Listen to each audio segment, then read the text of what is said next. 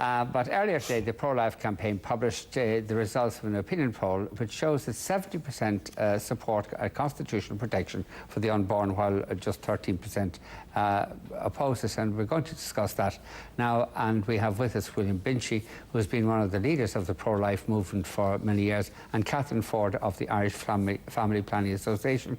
If you'd like to text us a comment to the programme, text the number 53131 and place the word "tonight" before your comment, or email us at tonight@tv3.ie. A live blog has been run on the programme on the website politico.ie. William, what prompted you to commission an opinion poll on this issue? Well, the Pro-Life campaign has been commissioning polls every year for the last, I think, 18 years at this stage. So it's a consistent practice. And what is interesting from the polls is the picture that emerges, not just from this poll today, but from polls right through the period. Essentially, people in Ireland appear from the poll to be against abortion, in favour of protection of unborn life. Of course, in the troublesome cases, which I'm sure we'll be talking about a little bit later this evening, they see the issues, they see the conflicts that are involved in those cases. But they still have in this country a pro-life ethic. They do realise that the unborn child, is human life in its earliest stages. And if they do have a human rights perspective, the core of human rights is respect for the equal dignity and worth of every person, that fantastically equal principle. We don't discriminate between people on the basis of their age, their development, their capacity, their intellectual abilities, their riches. None of that is important. Everybody has equal value and worth. And that principle, of course, has implications for law, it has implications for society. It's a huge challenge to society, a challenge that society sometimes doesn't necessarily live up to. But that is the core of what the pro-life movement is about, the equal respect for every human being. One could argue that the question that you posed was pejorative. The question was, are you in favour of or opposed to the constitutional protection of the unborn, and that prohibits abortion but allows the continuation of the existing practice of intervention to save a mother's life in accordance with Irish medical ethics? If you had asked another question, and that, such as, are you in favour of women's right to choose on the issues of abortion, or are you in favour of criminalising women who, because of particular difficult circumstances, feel they cannot proceed with an abortion, for instance after rape, you would get a very different result, I suppose. Well, of course you're right in saying that. You would get quite a different result if you asked, are you in favour of the right to choose? You would not actually get a majority of people in this country to say that they're in favour of the right to choose, as it happens. But you're quite right in capturing the fact that it all depends on the question you ask. And the importance, I think, of the question that we asked on this occasion is that it captures something that very often in other polls is not properly captured, which is the question of whether you are trying to save the mother and the child, or whether you're seeking to bring about the death of the child. In Irish hospitals, there's some incredibly interesting facts that are not widely known. Interesting fact number one, Irish maternal safety in a country that does not have abortion is the best in the world. Not just nearly the best in the world, but the best in the world. WHO so records, and we mentioned that in our findings today. It's a fantastic achievement. And why is it that Irish medical practice is so good in the area of pregnancy? Because doctors in this country realise that they've got two patients, they've got the mother and the child. They do their best for both. Now, women do not die in Irish hospitals when they're pregnant because of our existing law. The question I'm putting to you is it's difficult to know what significance to attach to this poll because of the prejudicial way that the question has been framed. Well, I honestly don't think that question at all is prejudicial. I think it's very fair because it makes the following point, which very often isn't captured in some other polls, which is that in Irish hospitals, the doctors are seeking to preserve the life of mother and child, and they have a fantastic outcome, the safest outcome in the world. Now, that is worth noting. In other countries where the intention is to kill the child, that in other words, when an abortion is unsuccessful and the child survives, we have to, this is horrible and tragic to talk about, but we have to face some facts. In England, every now and then, 66 cases last year in England, the child actually survived the abortion.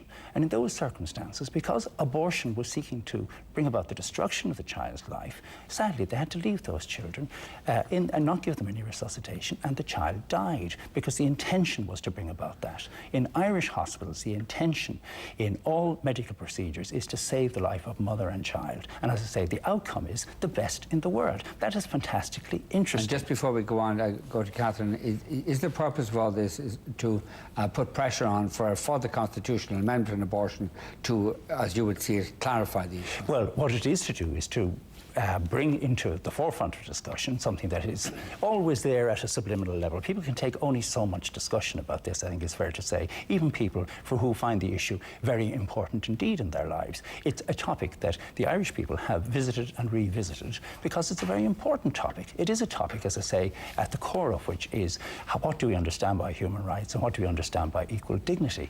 Interestingly, in the Irish Times today, there was a discussion about, as you might have seen, one of the Supreme Court judges in the United States is retiring and a new appointment will have to be made. In the United States, President Obama is going to be making an appointment there, and the Irish Times referred to the significance of abortion rights, as they described it, in this particular context. The question of whether the unborn child is entitled to human rights protection or not is of enormous concern to everybody of goodwill. Catherine beside me has a different perspective. I respect Catherine's viewpoint very much indeed, and we've often discussed this over the years, Catherine and myself. But it is an issue, it's a divisive issue. Well, let's go to Catherine. Catherine, what do you got to say? Well, I am interested to find out what really they are trying to achieve by this poll. I think it's an extremely complicated question, and I would really like to know whether the people who were asked this question were asked whether they actually understand all of the ramifications of the constitutional protection of the unborn, because I think we're still only at the edge of the debate of what the full implications of the constitutional amendment are. I think there could be PhDs written on that. I note then it goes on to say that the constitutional protection for the unborn that prohibits abortion but allows a continuation of the existing practice of intervention. Now, I think by that we also mean the termination of a pregnancy, which is another word for abortion, and to save the mother's life in accordance with Irish medical ethics. And I wonder if the people who were asked the question know what the position is with regard to Irish medical ethics at the moment.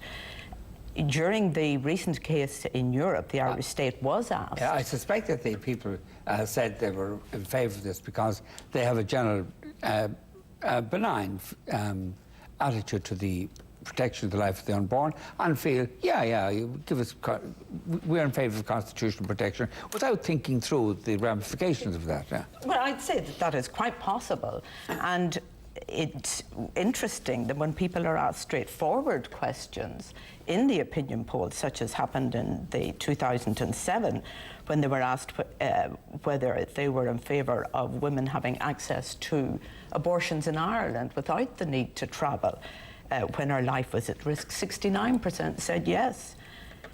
In 2010, that had risen in a recent poll to 79%. And in the very interesting body of research, which was done by the Crisis Pregnancy Agency back in 2004, where the woman's life is at risk, 90% of people wanted women to have access to abortion. Back in the I think it was 77, 78, 79 period, the pro-life movement got up this campaign to have abortion, to a prohibition, the protection for the constitutional protection for the unborn to be inserted into the Constitution. Apropos of nothing, it came out of the thin air at the time. Well, and one wonders what you're up to at this, what you guys are up to this time. No, it didn't come out of thin air at all, Vincent. It was in a very clear international culture.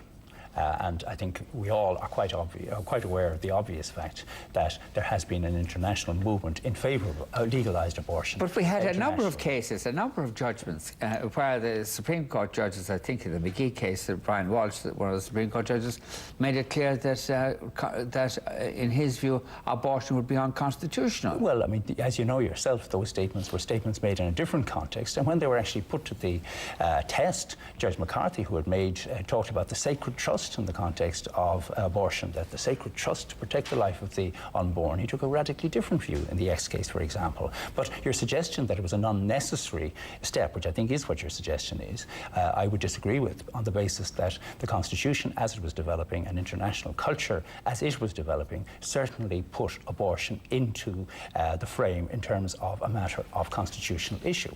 But could I actually say, in terms of what Catherine said there, Catherine said that people didn't understand that. Tell us what you're up to. What is all this about? What I'm up to. Are you guys up to another constitution? It's a funny way of putting it. I tell you this, I'm up to something very serious, and I think something that most people in this country do care about, which is to provide protection for unborn human beings. That's what the agenda is. Is that not already in the Constitution? That is in the Constitution. It is under various forms of attack. I think it's fair to say the European case that Catherine mentioned, we'll have an opportunity to talk about that in a moment. Catherine mentioned in terms of the poll that people didn't understand it. If I may make just a small point here before making a larger point, if they didn't understand the question, you would have seen a high rate of don't knows, whereas in fact the don't knows are actually quite small. What are you up to? What is the Constitution already? There's already constitutional protection for the right to life of the unborn. So what are you up to? What we are up to is, against a background where there's a European case, which is going to be handed down, the judgment of which is going to be handed down in a matter of months, as far as we can understand, which is a highly politically charged issue. As you probably know, the European Court of Human Rights, in a case involving Poland, handed down a decision which had implications for Polish law. That's the international context in which we're speaking. But we don't have to have regard to, we don't have to enforce the judgments of the European Court of Human Rights. Well, will you remember that, Vincent, if the Court of Human Rights holds against Ireland in that case, and I come into the studio in 3 months' time or 4 months' time and say as blithely as you did there, we don't have to uphold the European Court. True. You will agree with me then. You will agree with me then and terminate the item. True. No, it is legally true. It is legally true and politically true, but at a huge political cost. And I would hope that we will not have to face that particular issue. So what are you up to then? But you're what are you all about? A chance for the third time to answer the question you've asked me now 3 times. What are you up to? What are you up to implies it's something strange, whereas it's kind of bleedingly obvious what we're up to, which is to ensure the constitutional protection of unborn human beings in this country so far as is practicable, against a background of international culture which is hostile to that particular that's already in the Constitution. It's in the Constitution. The European Court of Human Rights is going to hand down a decision which could well say that Ireland, in these circumstances, is in breach of the European Convention on Human Rights. And Catherine, if that happens, Catherine will be in here and saying we must have legislation in line with the European Court of Human Rights decision. That's what we're up to. There's no mystery. We have to have a constitutional change. Well, in those circumstances, we certainly would. Well, I think that one of the interesting things he has said there is what we really fear is the fact that legislation will be brought into this country which will, in fact, regulate at least the present situation that we have, which is that a woman can have an abortion where there is a real and substantial risk to her life. Now, lots of people have said we should know what's going to happen. One of the cases that has gone to Europe concerned a woman who had been treated for several years with chemotherapy. She got pregnant when she was in remission. She didn't know she was pregnant. She had undergone some tests which were contraindicators or shouldn't have been carried out on a pregnant woman. She couldn't get a doctor to say whether her life was at risk. Now, normally, if you said to someone, you've got cancer, their immediate reaction is that their life is at risk. But in Ireland, if that person is a woman and she's pregnant, she has to wait until a doctor can balance, is it now, is it later, can we wait another few months? She has to go through this balancing act for her to have a real and substantial risk to her life before she can have access to services. Well, that arises from the absence of legislation to regulate all that. Yeah, we could have... And Fianna Fáil promised this... Vincent, could I reply to that point? It's an important point, and I do not want viewers to be scared in this area. People who have cancer in this country get full treatment for the cancer. And there is no suggestion to the contrary, no suggestion whatsoever. And I think it would be most alarmist if our programme were to be understood as suggesting that those who have cancer in this country do not get full protection. Including abortion. No, they do not get abortion because they do not need abortion for cancer. Abortion is not a remedy for cancer. What is necessary for cancer is treatment for cancer, chemotherapy. And if that treatment results in the abortion of the fetus. If that treatment to preserve the mother's life in those circumstances results in the death of the child, as I was attempting to say earlier in the programme. It's very unfortunate, but there is no problem in that area from a legal point of view. And the suggestion that we need a European Court of Human Rights decision to deal with cancer treatment in this country is mischievous with respect. Well, I disagree there, and I also have to make the point that William continually says we do not want abortion in this country. It has been said time and time again, we do have abortion here, it just doesn't happen here. It happens in England, it happens in mainland Europe. Irish women have abortions. We have a fiction. And what we have is a very unhealthy state for women here who have to make serious decisions in an environment where they are told that the decision they make is actually criminal in this country, that they can be sentenced to life imprisonment for an abortion in this country. This is a very unhealthy way in which women, or a manner for women to make decisions about the health and well-being of themselves and of their families. And there's just one thing that William has said time and time again, which is not correct, that we have the best maternal health in this country. In fact, there's a recent report just in April of this year. There are 3 countries who have a better record than us: Italy, Luxembourg and Sweden, and all of those countries have abortions. In Italy, it's actually free and provided by the state. Well, I will have a couple of responses, if I may. First of all, I refer to the World Health Organization as the statistics there in 2007. A couple of points that Catherine made. Statistics out of date, Catherine talks about women going to England having abortions. What Catherine is less keen to talk about, and never talks about in my presence, is the humanity of the unborn. If this thing were just simply a matter of a health service, then in those circumstances this debate wouldn't take place. But it isn't. It's about the protection of human beings inside the womb, children in these circumstances. That's point one. That's not the only thing. No, it's not. But could I mention, it's about the mother as well. And could I say something about the mother? All right. Yeah, something else that Catherine doesn't usually mention, which is the evidence in this area. Not a question of principles, not a question of angels on pins, not a question of metaphysical rubbish. We're talking about facts, and the facts that exist here are the evidence that has shown up, and especially in the last 10 years, particularly in the last 3 to 4 years, is that the actual occurrence of abortion has got implications for the mother as well as for the child. And I would mention in this context a study, a very important study, by a gentleman called David Ferguson, which is reported in the Journal of Child Psychiatry and Psychology, and a subsequent follow-up in 2008, in which a study done in New Zealand, in which significant increases in mental health implications, including suicidal ideation, including mental health in terms of mental illness, including depression, were shown from abortion. Yeah, but I wonder what the mental health implications are of a woman who is forced to carry to full term a child that she has never wanted, was forced upon her, and under the threat of criminal sanction, she's forced to take the full term. Do you think that has no effect, no implications in terms of mental health? Well, that has been studied as well. And I mean, I think rather than just simply ignore the first point I made, and I'll deal with your point in 1 second, it is worth noting that there is significant evidence out there now that there is damage to women in these circumstances. Mr. Ferguson, who produced this study, I should say, is not some campaigning mad pro-lifer. He describes himself as a liberal atheist, pro-choice person, and he was quite surprised with what he found in his study, and it was reiterated on a 30 point you raised. Studies have been done in that area as well. Small studies, because mercifully rape leading to pregnancy is relatively rare, but it happens. And in those cases where it does happen, a particular study was done which showed that, interestingly, 3/4 of the rape victims, the women who had been raped in those circumstances, continued with the pregnancy. The outcomes were surprisingly good. They actually felt, I'm not saying this for 1 second, this is not a Pollyanna report at all, but they actually felt, many of the women felt empowered. They felt empowered by the pregnancy, that they didn't bring about a situation where one huge injustice was compounded by another understandable injustice in the circumstances. At the heart of the abortion debate is the issue of the autonomy of women. The women entitlement to decide what is to happen to our own body. And it is unique that unique in terms of our legal arrangements. Do you think it may just say, Vincent, do you think that is at the heart of the debate? I'm sorry, I thought your narration had finished.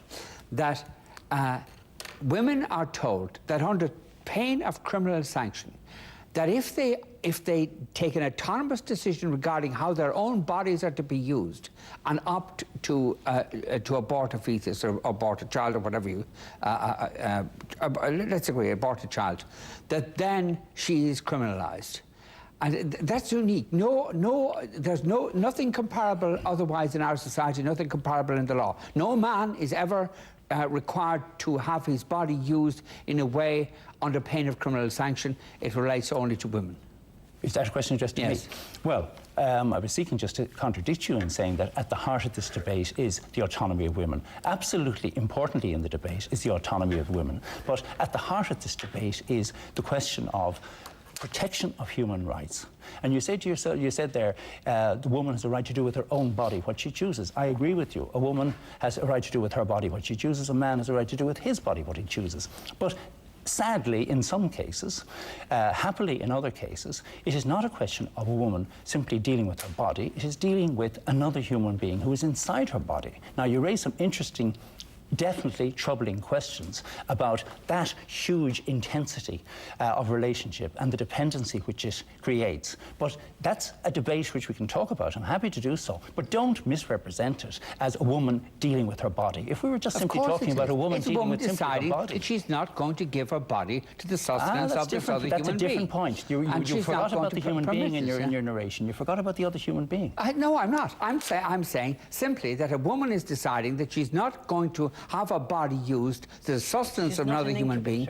Exactly, not an incubator. And for whatever reason, she takes an autonomous decision not to permit her body to be used in this way, and she's criminalised. Well, OK, we'll begin with something we would all agree with, I think, which is that when we're dealing with families with extremely young children, or perhaps extremely old relatives, that there can be a huge situation of huge dependency in this situation. Unfair dependency in the sense that the world can sometimes be tremendously unfair and one person can be absolutely, as it were, dependent on the other person. We would never, ever say that, or accept for a second, that one person could terminate the life of another person in those circumstances. It does happen, and we would recognise that some cases would be tremendously heartrending and we would be very sorry in that situation. But we would never accept that there's a right to dispatch another individual who is dependent, highly dependent on one person, simply because they were putting great pressure upon them. Now, you make the point then about the body connection. If the individual's dependency comes from being inside the body of that mother, and that period of dependency which lasts for the long period of 9 months, that is a hugely demanding obligation placed. I accept that particular point, but it is an obligation of solidarity of two human beings in that relationship. It isn't just a case of a woman disposing of the contents of her body. You can have a conflict between, unfortunately, the woman and her unborn, the child, the fetus within her. And we saw that clearly during one of the last referendums when the lady who was pregnant with the child, who had a condition that was incompatible with life. And she had to travel to England to have an abortion.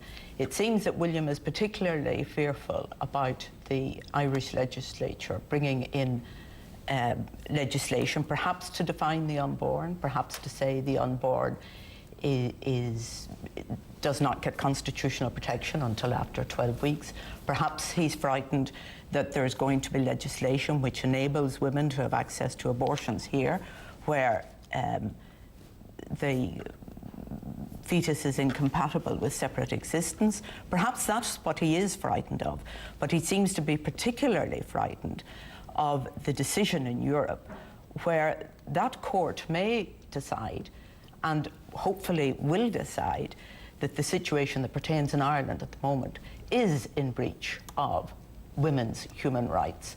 And that is something he obviously does not want to see happening. Women are entitled to respect as we have said earlier, they are not incubators. And I think when we look at the 3 cases that have come before the courts with regard to the amendment, 2 of them regard children who had been raped, and we're looking for the right to travel. Well, if I could respond to that. Very briefly. Well, because the only case, we shouldn't really deal with human instances with any sense of invasion of privacy, but the only case we do know about is the C case, which is a tragic case of a teenager who was raped and went to England and had an abortion. That teenager chose to go public, and that's the only basis on which I would speak. She was interviewed by the Pat Kenny show, and she deeply, deeply regrets the decision that was made. All right, we've got to take a break. After the break, we'll talk about the British party leaders debate and also preview tomorrow morning's newspapers.